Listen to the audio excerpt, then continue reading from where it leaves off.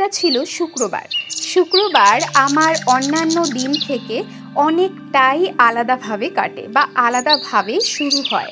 সকালবেলা আমি তাড়াতাড়ি ফ্রেশ হয়ে আগে মায়ের ছোলা ভিজিয়ে তারপর আমি রান্নাবান্নার দিকে যাই। রান্না করে ছেলেমেয়েকে খাইয়ে হাসব্যান্ডকে অফিসে পাঠিয়ে তারপর আমি ফ্রেশ হয়ে মায়ের পুজোয় বসার জন্য রেডি হই।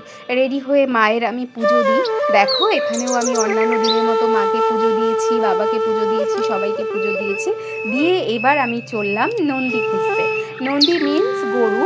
অ্যাকচুয়াল সন্তোষী মায়ের উপোস করার পরে মায়ের যে প্রসাদ সেটা গরুকে খাওয়াতে হয় প্রথমে।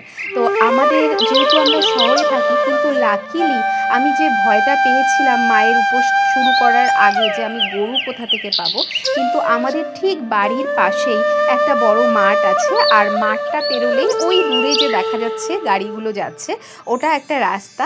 এই রাস্তায় ঠিক 3টের যে ট্রেনটা বেরোয় আইটিআই থেকে, ট্রেনটা বেরোনোর পরই ওরা কিন্তু বাড়ি থেকে বেরিয়ে আসে। আর ঠিক এই রাস্তাটা এসে ওরা ঘাস খাওয়া বা যেটাই করা ওরা করতে থাকে। অনেকগুলো গরু আসে, তো এই রাস্তাতেই আমি ওদেরকে পেয়ে যাই। এখানে আমি বলছিলাম আমি খবরের কাগজে এখানে গুড় আর ছোলা নিয়ে গেছিলাম। আমি প্রত্যেকবারই সেটাই করি।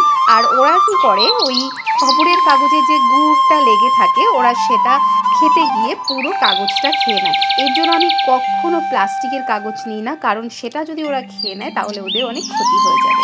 এরপর বাড়িতে এসে মায়ের প্রসাদ খাই, খেয়ে একটু রেস্ট নিই। তারপর সন্ধ্যার জন্য রেডি হই, সন্ধ্যা দিয়ে তারপর আমি পাঁচালি পরে আমি রান্নার জোগাড় করি। যেহেতু আমি সারাদিন কিছু খাই না, এর জন্য রাত্রেবেলা আমি রুটি তরকারি বা নিরামিষ যেটাই হোক, যেহেতু অন্ন গ্রহণ করা যায় না সেজন্য রুটি লুচি যেটাই করার করি। কিন্তু আমি বেশিরভাগ জানো তো রুটিটাই করি, কারণ সারাদিন পর যখন খাবো লুচি খেলে একটা গ্যাসের সমস্যা হতে পারে। আমি আগের দিনও করেছিলাম রুটি আর তার সঙ্গে কালো জিরে দিয়ে সাদা আলুর তরকারি।